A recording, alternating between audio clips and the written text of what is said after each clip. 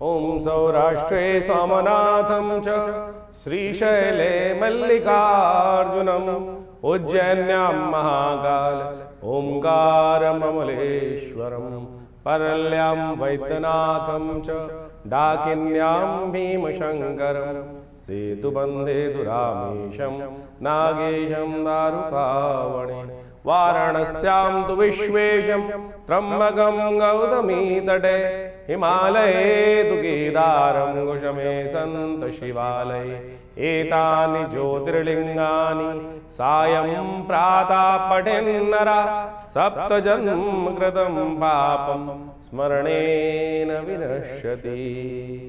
नमस्कार, स्वागत है आपका आचार्य वाणी में। मैं आचार्य डॉक्टर विक्रमादित्य आपके साथ हूँ और आज का विषय हमारा है मीन राशि वालों के लिए जुलाई के अंतिम भाग में ग्रहों नक्षत्रों का योग कैसा बनेगा।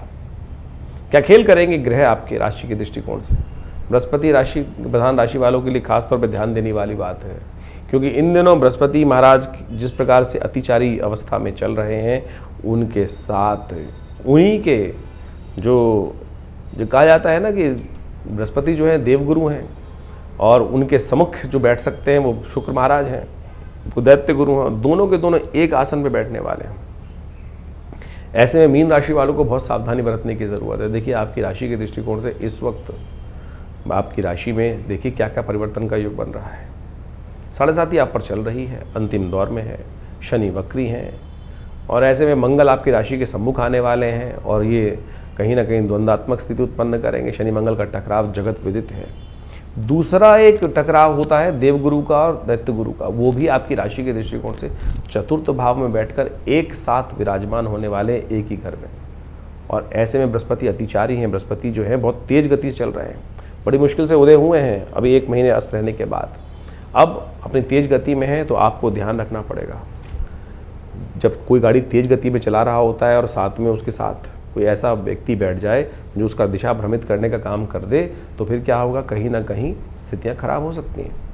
तो ऐसे में आपको बचने का रास्ता ढूंढना पड़ेगा और हम देने वाले हैं वो बचने की चाबी आपको आपकी राशि के दृष्टिकोण से। क्योंकि आपकी राशि की 7.5 चल रही है इस वक्त, एक उपाय जो आपके समस्त कष्टों को निवारण करने का योग देगा वो आप अच्छे से जान लीजिए कब कौन से उपाय किस प्रकार से। तो ऐसे में इस अपने मार्ग को निष्कंटक करने के लिए, अपने मार्ग को सुनिश्चित करने के लिए किस प्रकार के कौन से मार्ग कब कैसे कौन से रास्ते अपनाने हैं, वो ज्योतिष विज्ञान ही आपको बता सकता है। नहीं तो जीवन है चलता जाता है, कुछ अच्छा कुछ दिन, कभी धूप कभी छाँव। लेकिन यदि ज्योतिष के मार्ग पर चलेंगे, ज्ञान विज्ञान के मार्ग पर चलेंगे तो सब जो आपके कष्ट वाले योग हैं वो बिल्कुल निवृत्ति की तरफ जाएंगे। कष्ट निवृत्ति का योग बनता जाएगा। सिलसिलेवार तरीके से समझ लीजिए ग्रह नक्षत्रों का योग क्या कुछ कहने वाला है आपके लिए। 21 जुलाई के दिन से आरंभ करते हैं। सोमवार का अवसर, एकादशी तिथि विद्यमान है और इस दिन चंद्रमा उच्च होकर आपकी राशि में शुक्र के साथ विराजमान होकर बड़ा विजय का योग बना रहे हैं आपके लिए। पराक्रम को दिखाने का, शौर्य को दिखाने का योग बनता दिखाई दे रहा है। तो ऐसे में अपने शौर्य बल, बाहुबल के दृष्टिकोण से आप बहुत बढ़िया से स्थिति को ठीक कर सकते हैं और बहुत बढ़िया अपने लिए रास्ते बना सकते हैं। और ध्यान रखते हुए कार्य कर लेंगे तो बहुत अच्छा आपके लिए रास्ता बनता दिखाई देगा। ऐसा योग बन रहा है। शिव का ध्यान करें इस दिन। आपकी राशि के दृष्टिकोण से शिव आप पर कृपा करने वाले हैं और समस्त कष्टों को निवृत्ति का योग। शिव की यदि आराधना कर ली तो वारे न्यारे होने के योग बन सकते हैं आपकी राशि के दृष्टिकोण से। इस दिन एकादशी है और साथ साथ सावन का दूसरा सोमवार है। एकादशी और सोमवार का संयुक्त योग जो बन रहा है बड़ा अद्भुत है, कल्याण करने वाला, द्वंद्व को दूर करने वाला। बहुत सारे लोग भ्रमित होते हैं कि वैष्णव और शिव के अंदर आपस में विरोधाभास उत्पन्न करने का प्रयास करते हैं। दोनों तिथियां सुंदर रूप से संयुक्त रूप से आई हैं। तो ऐसे में शिव का अभिषेक यदि आप कर ले और साथ साथ भगवान विष्णु के निमित्त पूजन करते हुए उनको तुलसी दल और मंजरी उनको अर्पित कर लें तो कहा जाता है समस्त कष्ट निवारण करने का योग बनेगा। विवेकानंद योगाश्रम में इस दिन हमने बड़ा रुद्राभिषेक रखा है। आप स्वयं वहाँ उपस्थित हो सकते हैं हमारे साथ बैठकर।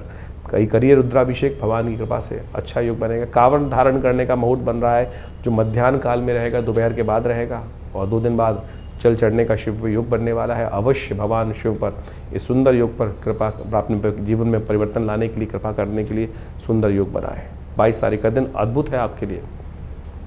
आपकी राशि के दृष्टिकोण से योग बना रहा है कि जो आपके लिए राजयोग का निर्माण कर रहा है, चीज़ों का आपके लिए व्यवस्थित करने का प्रयास कर रहा है उदित होते हुए बृहस्पति के साथ चंद्रमा बहुत सुंदर रूप से विराजमान होने जा रहे हैं और जो आपके कष्टों को निवृत्ति करने का योग बना रहे हैं। नए कार्यों के लिए दिन अच्छा नहीं है, क्योंकि दिल्ली के पंचांग के अनुसार से देखें तो त्रयोदशी क्षय हो रही है। जहाँ त्रयोदशी क्षय नहीं है वहाँ के लिए अच्छे योग बन सकते हैं, नए मुहूर्त बन सकते हैं। तो लेकिन भौम प्रदोष का योग ज़रूर बन रहा है। तो ऐसे में ऋण यदि जीवन में परेशान कर रहे हैं तो आप भगवान पर ऋण मोचन स्तोत्र का पाठ करके निवृत्ति की तरफ जा सकते हैं।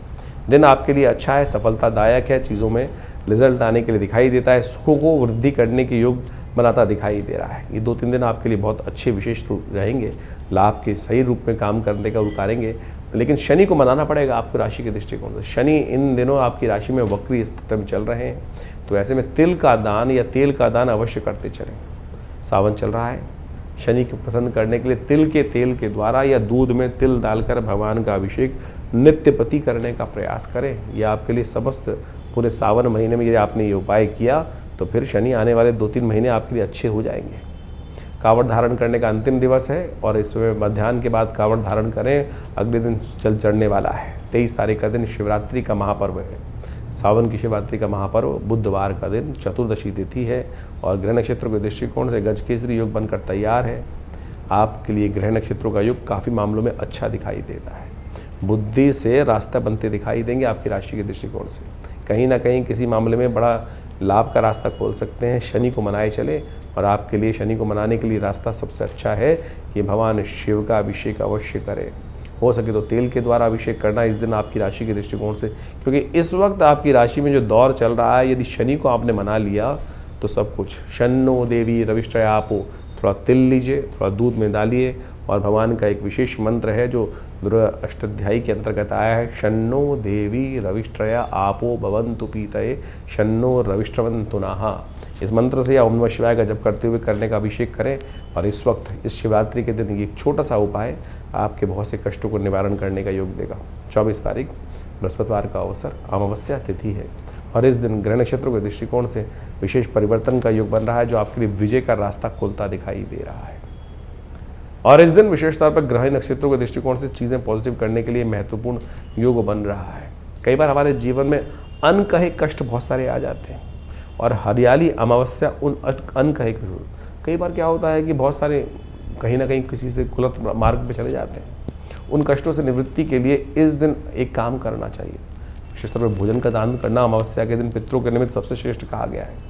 लेकिन इसके साथ साथ एक विशेष योग भी बन रहा है। इस दिन बुध होने जा रहे हैं अस्त, और बुद्ध के अस्त होने से बुद्धि में बैठे हुए जो बृहस्पति जो बुद्धि आप भाव में आपके बैठे हुए बुद्ध हैं वो कहीं ना कहीं अस्त होकर आपके बहुत सारे कार्यों में जो पूर्ण लाभ के योग थे वो कहीं ना कहीं उससे वंचित कर सकते हैं आपको।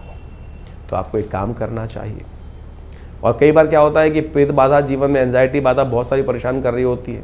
तो ऐसे में एंजाइटी को ठीक करने के लिए एक काम करें, एक अशोक के पेड़ को लेकर या कभी कोई भूत प्रेत यदि कोई आत्माएं, पुरानी आत्माएं, कोई परिवार की पितृ इत्यादि समस्याएं परेशान कर रही हैं तो उसके निवृत्ति के लिए भी एक योग बनाना चाहिए कि कहीं जाकर एक पीपल का पेड़ रोपित कर दें। यदि एंजाइटी डिसऑर्डर है तो अशोक का पेड़ लगा दें देवस्थल में या किसी बाग बगीचे में आकर और उसको रोपित करने का प्रयास करें। कुछ दिन उनको अवश्य जल इत्यादि देंगे तो आपको लाभ के योग बनते दिखाई देंगे। 25 तारीख शुक्रवार का अवसर है और ऐसे में श्रावण का शुक्ल पक्ष आरंभ हो रहा है। ग्रह नक्षत्रों के दृष्टिकोण से ये समय आपकी राशि के दृष्टिकोण से बड़ा महत्वपूर्ण दिखाई देता है। बहुत जल्दी तेज गति से ग्रहों में परिवर्तन आने का योग बन रहा है। ऐसे में इस दिन ग्रह नक्षत्रों के दृष्टिकोण से आपके लिए जो है यदि सही मार्ग आपने चुना तो सही मार्ग पर चलकर बहुत अच्छे से विजय के योग बनने वाले हैं। चाल में मस्त रहिए, बहुत ज़्यादा इधर उधर अपने देखने के चक्कर में टाइम बर्बाद ना कीजिए। जिस चाल पे चल रहे हैं, जिस रास्ते पे चल रहे हैं, बस जिद ना करें, उस पर काम करने का प्रयास कीजिए। चीज़ें आपके फेवर में जाने के योग बन सकते हैं। 26 तारीख का दिन महत्वपूर्ण परिवर्तन का दिन दिखाई दे रहा है आपकी राशि के दृष्टिकोण से। द्वंद्व मन में उत्पन्न होने के योग बन सकते हैं। इस दिन से थोड़ा ध्यान रखना पड़ेगा। आपकी राशि में स्वास्थ्य पर समय भारी पड़ सकता है। सही समय पर सही डिसीजन नहीं लिया या गलत डिसीजन ले लिया, गलत विचार में फंस गए, द्वंद्वात्मक स्थिति के कारण से हाँ ना के थाली के बैगन बने रहे तो आप समझ लीजिए वो सब समय थोड़ा भारी पड़ सकता है समय आपके लिए। तो ऐसे में थोड़ा ध्यान रखना पड़ेगा। दूध का दान करना आपके लिए बड़ा श्रेष्ठ दिखाई देता है। शनि की 7.5 का दौर चल ही रहा है। हो सके तो हनुमान जी का स्तवन करें, सही दिशा दिखाएंगे आपको। मिथुन आपकी राशि के दृष्टिकोण से हम बात करें तो मिथुन राशि तीसरी राशि पर शुक्र का प्रवेश होने जा रहा है जहाँ पहले से बृहस्पति विराजमान है। तो ऐसे में ध्यान रखना किसी जुए सटोरे के चक्कर में ना फंसना, नहीं तो फंस जाओगे। ऐसे में द्वंद्वात्मक स्थिति वो जो है, बुद्धि दो जगह चलेगी और सही चीज़ देखने नहीं देगी आपकी राशि के दृष्टिकोण से। 27 तारीख का दिन रविवार का अवसर है और ऐसे में तृतीया तिथि विद्यमान है। मधुश्रवा तीज का योग बन रहा है। ग्रह नक्षत्र के दृष्टिकोण से आपकी राशि में इन दिनों स्वास्थ्य पर थोड़ा समय भारी दिखाई देता है। ऐसे में वनस्पति का रस लेकर या शहद लेकर उसको भगवान को अर्पित करने का प्रयास करें, उससे भगवान का अभिषेक करेंगे तो आपके लिए कष्ट निवृत्ति का योग बनेगा। 28 तारीख सोमवार का दिन है, सावन का तीसरा सोमवार आ रहा है और इस बार सावन में आपने विशेष एक बात ध्यान देने की ज़रूरत है, शायद आपने ध्यान नहीं दी हो। और इस बार क्या हुआ है कि सावन में दो सोमवार चतुर्थी पर पड़े। चतुर्थी तिथि श्री गणेश की चतुर्थी मानी जाती है और इस बार सावन का तीसरा सोमवार भी चतुर्थी के दिन ही पड़ रहा है। दूसरा सोमवार भी चतुर्थी में पड़ा था।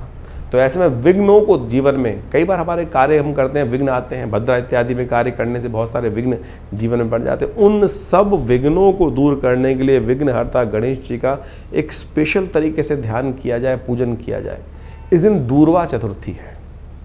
कहा जाता है कि दूर्वा के गणेश जी बनाकर वो भगवान को अर्पित करें। 108 दूर्वा अंकुर भगवान को अर्पित करें पूजन करके, तो आपके बहुत से कष्टों को निवारण करने का योग बन सकता है। स्वास्थ्य संबंधी समस्याओं को यदि ग्रसित चल रहे हो तो 108 दूर्वा अंकुर ओम नमः शिवाय इस मंत्र का स्तवन करते हुए, या नमस्ते रुद्रमन्य व उतो तई खवे नमः बाहुभ्याम उदते नमः जाते रुद्र शिवा तनोर घोरा पापिका शनि, या कांडात प्रोहंती, इस प्रकार मंत्र का उच्चारण करते हुए भगवान को अर्पित करने का प्रयास करें। तो देखिएगा बहुत से अद्भुत चमत्कारिक योग बनेंगे, कष्ट निवृत्ति का योग बनेंगे। इस दिन ग्रह परिवर्तन की तरफ जा रहे हैं। मंगल महाराज जो हैं वो आपकी राशि शनि के बिल्कुल सम्मुख आके विराजमान होने जा रहे हैं। ध्यान रख लीजिएगा, द्वंद्वात्मक स्थिति उत्पन्न हो सकती है।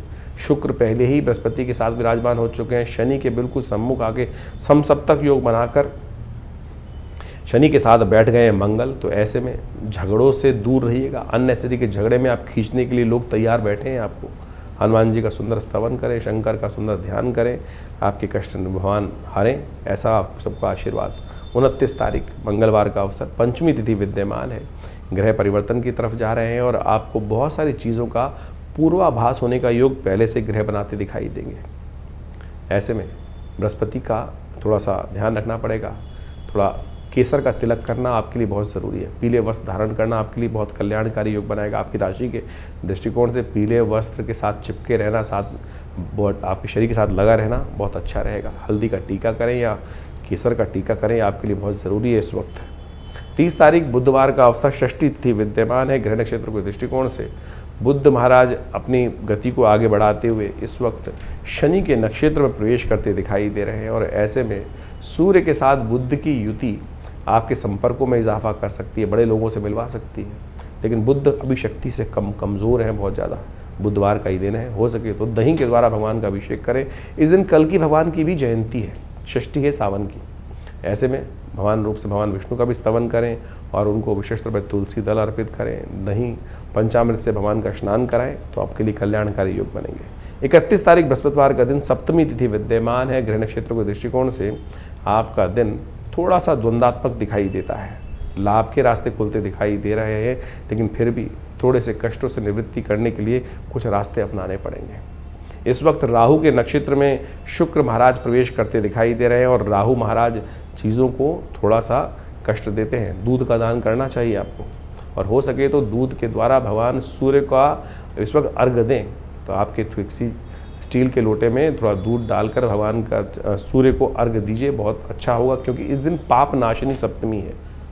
कहा जाता है भगवान सूर्य का इस दिन दर्शन करके उनको अर्घ्य इत्यादि उपस्थित करने से समस्त कष्ट की निवृत्ति होती है। देखिए सावन का महीना चल रहा है, इस समय आपने अभी अपने भविष्य को समझा। भविष्य में ग्रह तो खेल करते रहेंगे, अपने अपने अजीब अजीब खेल चलते रहेंगे, लेकिन एक बात ध्यान रखें, हम अपनी मनोकामनाओं को पूर्ण करने के लिए जिस भी रास्ते को अपनाएंगे वो कहीं ना कहीं मनोकामना पूर्ण होती है, लेकिन हमारी परीक्षा भी साथ साथ जीवन में चलती रहती है और शास्त्र उसके प्रमाण है। शास्त्र के दृष्टिकोण से इस रहस्य को हमें समझना चाहिए। मार्कंडेय ऋषि के बारे में आपने सुना होगा। शास्त्र में अष्ट चिरंजीवी कहे गए हैं, अश्वत्थामा बलिर्व्यासो हनुमानश्च विभीषण कृपा परशुराम से मार्कंडेय च अष्टमा। ये अष्ट चिरंजीवी हैं जिनके जीवन में अद्भुत चमत्कार का योग बना है और इस सावन के महीने में इस रहस्य को हमें समझने की आवश्यकता है। हम कई बार अपने वीडियोज़ के माध्यम से आपके समक्ष भाव उपस्थित करते हैं कि हमको शरणागति भगवान की प्राप्त करने का उपाय करना चाहिए। और पौराणिक मत से ज्योतिष को जो समझ लेते हैं उनके बहुत सारे कष्ट निवृत्ति के योग बन जाते हैं। ये सावन का महीना बेहद खास है और ऐसे में संसार में शास्त्रों में लिखा है कि हमारे समस्त जो जीवन जो है ग्रहों के अधीन है, ग्रहों के उठापटक परिवर्तन के अनुसार से हमारे जीवन में अच्छा बुरा समय हमको प्राप्त होता है। लेकिन उसके ऊपर भी एक 10वां ग्रह है भनु भगवान का अनुग्रह करना। जो भगवान का अनुग्रह कर लेते हैं उनके समस्त 9 के 9 ग्रह शांत हो जाते हैं। एक बार एक ऋषि थे, एक ब्राह्मण थे, उन्होंने भगवान के समक्ष पूजा करी, प्रार्थना करी, काशी में रहते थे, भगवान की नित्य प्रति पूजा करते थे। घर में कोई संतान नहीं थी, तो भगवान को प्रसन्न किया। भगवान शिव जो है, जैसा महीना चल रहा है तो कहा जाता है कि सावन के महीने में भगवान पे एक लोटा भी अर्पित कर दोगे तो भगवान तथास्तु का वरदान ही देते हैं। भगवान प्रसन्न हुए, कहा जाता है बहुत वर्षों की साधना से, और भगवान ने उन ब्राह्मण को, विप्र को कहा कि बोलो क्या चाहते हो। उन्होंने भगवान के सामने प्रार्थना रखी कि हमारे घर में संतान नहीं, संतान आप आशीर्वाद दें तो संतान। तो भगवान ने बड़ा विचित्र प्रश्न किया, बोले संतान चाहिए, पुत्र चाहिए, कुपुत्र चाहिए। कुपुत्र चाहिएगा तो लंबा जीने वाला मिलेगा, सुपुत्र चाहिए तो केवल 5 वर्ष की आयु वाला मिलेगा। कहा जाता है कि संतान की आकांक्षा में उस साधु ने, संत ने, ब्राह्मण ने कहा कि भगवान सुपुत्र ही दो, कुपुत्र होगा तो जीवन भर कष्ट देगा, कम से कम 5 साल तो सुख प्राप्त करने का योग बनेगा, संतान की सेवा करने का अवसर मिलेगा। भगवान ने तथास्तु कहा। देवयोग से संतान प्राप्ति हुई। मार्कंडेय ऋषि उस घर में उत्पन्न हुए और जैसे जैसे जीवन समय आगे चलता रहा, उस साधु को, उस ब्राह्मण को ये तो पता ही था कि बच्चे की आयु केवल 5 साल है। 4 साल बड़े सुंदर निकल गए, 1 वर्ष रह गया। मन में ऐसे भाव थे कि अब बचा कहाँ है, समय सुख का बस अंतिम समय है, बालक का जीवन केवल 1 वर्ष शेष रह गया है। तो कहा जाता है कि उन्होंने कई जगह जन्मपत्री दिखाई, तो उन्होंने कहा कि किसी संत का आशीर्वाद मिल जाए तो इसके समस्त जो है कष्ट निवृत्त हो सकते हैं। संत का आशीर्वाद इतना चमत्कारी होता है, इसलिए हम कई बार आपको कहते हैं कि जहाँ भी संत हैं उनका दर्शन करके लाभ लेने का प्रयास करें। तो मार्कंडेय ऋषि के जीवन में एक घटना घटी कि उनके पिता को कहा किसी ज्योतिषी ने कि भाई संत का आशीर्वाद चाहिए, संतों का आशीर्वाद। बोले संत कहाँ ढूंढने मिलेंगे, संत कहाँ ढूंढूं। बोले तुम तो ये छोड़ो कौन है कि संत नहीं, सबका ही आशीर्वाद लेने का प्रयास करो, हो सकता है भाग्य से कोई ना कोई मिल जाए। बोले क्या करूं। बोले एक काम करो, कुटिया बनाओ, गंगा के तट पर संत महात्मा दर्शन करने आते हैं, स्नान करने आते हैं, जो भी दिखाई दें आप सब उनके ही चरणों में नमन करो, सब आशीर्वाद देंगे। यही किया उन्होंने। 1 वर्ष था, धीरे धीरे समय भागता चला गया। देवयोग से 3 दिन शेष रह गए थे उस 1 वर्ष पूरा होने में। मार्कंडेय ऋषि का जो शरीर था पूरा होने में 3 दिन बाकी थे। देवयोग से भगवान की कृपा से 7 ऋषि वहाँ से निकले, उन्होंने नमन किया। और जैसे ही मार्कंडेय ऋषि ने उनको नमन किया, उस ऋषि बालक ने नमस्कार प्रणाम किया, उन्होंने कहा यशस्वी भव, दीर्घायु भव। और जैसे ही दीर्घायु कहा तो वो ब्राह्मण था, हंसा। बोले महाराज आप आशीर्वाद दे रहे हो, दीर्घायु भव, आयुष्मान भव का आशीर्वाद दे रहे हो, इस बालक के तो 3 दिन ही शेष रह गए हैं। उनको बड़ा विचित्र लगा सप्तऋषियों को कि अरे हमारा आशीर्वाद तो निष्फल चला जाएगा। उन्होंने विचार किया और उन्होंने ब्राह्मण से कहा कि अरे ब्राह्मण एक काम करो, अब 3 दिन तो रह ही गए हैं, तो इस बालक को हमको ही दे दो, हमारे साथ ही जाएगा, कुछ ना कुछ योग बनेंगे। ब्राह्मण ने सोचा 3 दिन रह गए हैं, अब हो सके तो जो भी कृपा होनी हो, वो सप्तऋषि उनको साथ ले गए। सप्तऋषि सीधे पहुंचे, कहा जाता है कि भगवान ब्रह्मा के पास, और उस बालक को कहा कि हमारे पीछे रहना। और जैसे ही सप्तऋषियों ने भगवान ब्रह्मा को प्रणाम किया तो ब्रह्मा जी ने उन सबको आशीर्वाद दिया आयुष्मान भव। और जैसे ही आशीर्वाद दिया आयुष्मान भव तो भगवान ने कहा, समस्त सप्तऋषियों ने कहा कि हमारी बला तो टली, अब आपके हमारे वाक्य से अब आपका वाक्य जुड़ गया और अब आपकी बला, इस संसार को रचा आपने ही ब्रह्मा जी। तो जैसे ही वो हंसे सप्तऋषि, तो ब्रह्मा जी ने पूछा हंसने का कारण। बोले इस बालक की आयु के 2 ही दिन शेष रह गए हैं, अब तो कल इसकी मृत्यु होनी, और आपने तो आयुष्मान भव का आशीर्वाद दे दिया। अब हमने पहले दिया था, पूरी वृत्तांत सुनाया, पहले हम फंस रहे थे, आपको भी फंसना है। आप अपनी वाक्य को कैसे रखेंगे, मर्यादा कैसे रखेंगे अपने आशीर्वाद की, वो आपके ऊपर है। ब्रह्मा जी ने विचार किया, बोले अब तो एक ही रास्ता है कि जो संसार में जो सबसे पराशक्ति है वही इस कष्ट से निवृत्ति का मार्ग दे सकती है। कहा जाता है कि भावी मेट सकें त्रिपुरारी। सब लोग वहाँ पर चलकर भगवान शंकर के द्वार पहुँचते हैं। भगवान शंकर के जब द्वार पहुँचते हैं तो वही प्रणाम, सबने प्रणाम किया और भगवान शंकर ने आयुष्मान प्रदान किया। यशस्वी भव, आयुष्मान भव। भगवान के समस्त जो भी जाएगा आशीर्वाद देगा। आपके समक्ष भी कोई आता है तो आप यही आशीर्वाद देते हैं ना, ये थोड़ी देखते हैं कि कौन कैसा पात्र है। जब झुका तो आशीर्वाद स्वयं निकलेगा, और जैसे ही वो बालक त्या समस्त झुके तो वो आशीर्वाद निकल गया। तो सबने भगवान के समक्ष कहा, भगवान आप ही कर सकते हैं, आप ही का आशीर्वाद है, यही कर सकते हैं। भगवान ने देखा क्या हुआ, तो उस बालक को देखते ही भगवान को याद आया तो ये हमारा ही आशीर्वाद से दिया हुआ पुत्र है, और अब आशीर्वाद दे दिया। तो भगवान ने उनको सप्तऋषियों का, तुम जाओ, इस बालक को यहीं छोड़ जाओ। और जब ये इस बालक को वहीं छोड़ दिया, शाम के समय का समय था, यमराज आए और यमराज ने उस दिन अपना जैसे ही फंदा उस मार्कंडे ऋषि के गले में डाला, ओम नमः शिवाय का जप करते वो शिव से चिपट गए। भगवान ने त्रिशूल लेकर जैसे ही यमराज की तरफ आक्रमण किया, अरे मेरा नाम ले रहा है भक्त, इस पर तुम अपना फंदा डाल रहे हो। तो यमराज ने कहा, भगवान आप ही का दास हूँ, आप ही के संसार के क्रम को चलाने का कार्य करता हूँ, आपने जो दायित्व दिया है। तो भगवान ने बड़ा विचित्र को जवाब दिया कि आशीर्वाद मेरा है, मैंने ही आयु दी थी, तो इसको मेरे अनुसार ही तुमको समझना पड़ेगा। बड़ा सुंदर शास्त्र में व्याख्यान मिलता है कि भगवान ने किस प्रकार से मार्कंडे को अमर किया। तो भगवान ने कहा कि एक बात समझो कि किस प्रकार की स्थिति है। ये सावन का महीना इतना सुंदर है कि ऐसे में भगवान शिव की आराधना कर कर आप समस्त अपने जीवन के कष्टों को दूर कर सकते हो। इस भाव को हमें समझने की आवश्यकता है। तो कहा जाता है भगवान ने यमराज से कहा कि एक बार बताओ कितने वर्ष की आयु दी थी। बोले 5 वर्ष की आपने आयु दी थी। 5 वर्ष की आयु। बोले 5 वर्ष किसके थे? 5 वर्ष मेरे अनुसार चलेंगे, गणना मेरे अनुसार चलेंगे या तुम्हारे अनुसार चलेंगे? बोले भगवान आप ही बताएं किसकी गणना। बोले मेरी गणना के अनुसार से मैंने 5 वर्ष की आयु दी, तो 5 वर्ष मेरी गणना के अनुसार से चलेंगे, तुम्हारी गणना के अनुसार से नहीं चलेंगे। इस संसार में जो कहा जाता है कि जो कई कल्प, एक ब्रह्मा के जीवन में कई कल्प विराजते हैं, और भगवान तब उनका जो आयु पूरी होती है। कई कल्प जब बीत जाते हैं, कई कल्प बीते तब ब्रह्मा जी की वो आयु निकलती है, और भगवान शिव के एक दिन में 10 ब्रह्मा की आयु निकल जाती है। तो अब भगवान ने कहा गिनाओ, 5 वर्षों के महीने बनाओ, दिन बनाओ, उसके बाद गणना करो। तो यमराज ने हाथ जोड़े भगवान के। तो ये चमत्कार है भगवान की भक्ति का। तो मार्कंडे ऋषि जब अमर हो सकते हैं, शास्त्र में वर्णित है, तो असंभव इस संसार में कुछ नहीं है। तो आप बड़ी श्रद्धा के साथ भगवान के अनुनय विनय के साथ पूजन करने का इस सावन के महीने में सुंदर जो योग बन रहे हैं, जो आपने भी समझे, तो इसलिए इस भक्ति मार्ग पर चलने का प्रयास करें। जीवन में चमत्कार हो सकता है। बाकी सब ग्रहों का जो खेल है वो तो है ही है, विचित्र है। तो ये ग्रहों की गणना जो आप समझ रहे हैं, वो एक तरफ नवोग्रह, एक तरफ 10वां ग्रह प्रभु का अनुग्रह, एक तरफ उसको अपनाने का प्रयास करें, चमत्कार हो सकता है।